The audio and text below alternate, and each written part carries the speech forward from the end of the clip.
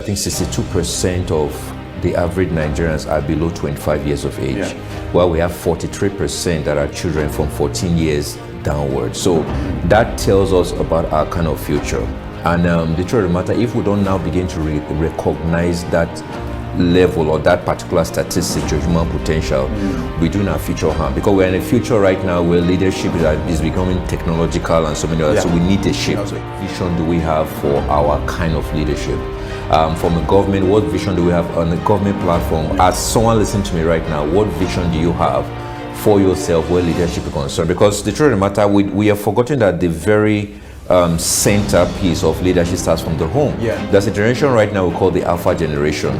These are people that are computerly driven. They will never know about anything that happened 60 years ago. That's not their business. They are concentrating on what can we disrupt in this era and move into a new level of economic surplus and leadership. In a country that will give room to more of positionary leadership, leadership by position and not leadership by character, of course that person is right, and character and competence. Nigeria can easily become the world's best. Nigeria can easily become the most profitable, the most economic viable country anywhere in the world if we can get the leadership right. We need to make the average Nigerian begin to think about ownership. But that's actually what we find operational in other parts of the world. Bring a Chinese man to Nigeria, he's a king.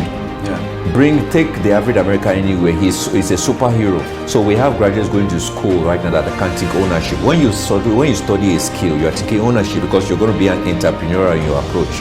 And when you're able to become an entrepreneur, you own a particular skill, you can employ people. So in other words, one person learns a skill, grows in competence, grows in capacity, and can employ others. That's the system we need now. So our education system needs to shift to more of a solution-driven educational system. Government needs to invest more in skill acquisition. We need to have skill acquisition centers in every single local government. Until we can take education to that level, then I think we're just playing games. Our education needs to be more innovative.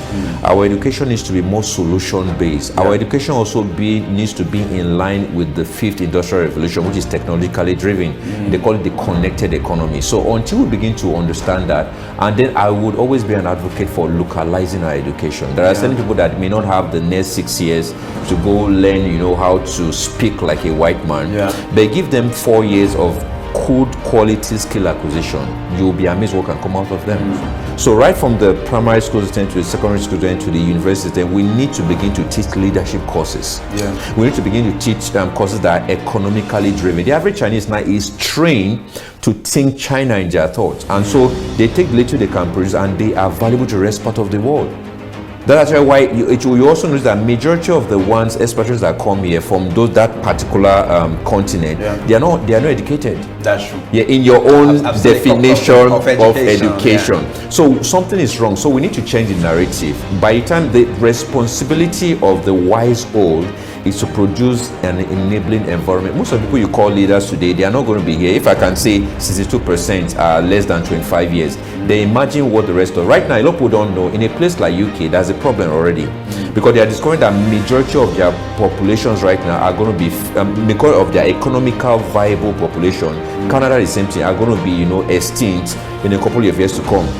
So right now they are thinking about how they can inject fresh blood, fresh system, and also the exodus of a lot of Africans also into that system to keep it lively, to keep it viable.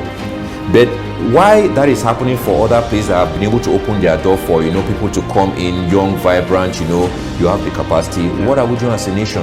We are rather opening up the borders for our people to go out. Why? Because we have not created the enabling environment. I would say the youth these days are not ready for leadership. I would say that my next point will explain that. We need the wisdom of the old and the strength of the youth to build a viable economy. If no number of statistics right now giving more to entertainment than they are giving to developing productive entrepreneurial or their entrepreneurial drives, you will be amazed. In Nigeria, I'm talking about in Nigeria. So until we get that part where the youth understand that leadership is not just a desire, but leadership is a responsibility, we're not going to get there.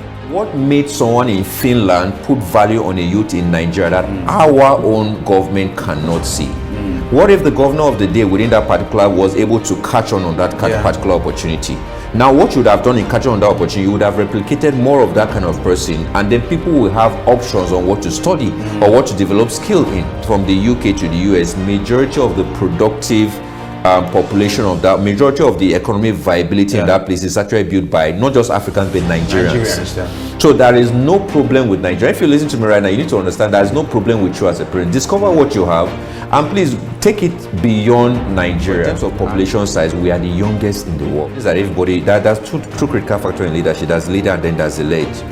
If the leader has no vision of where he's going to, and he has no capacity, he has no experience, has no expertise, where are you taking the lead to? So it becomes a very critical, especially now that we are just at the bridge of transiting into another administration. Those are questions we need to begin to ask.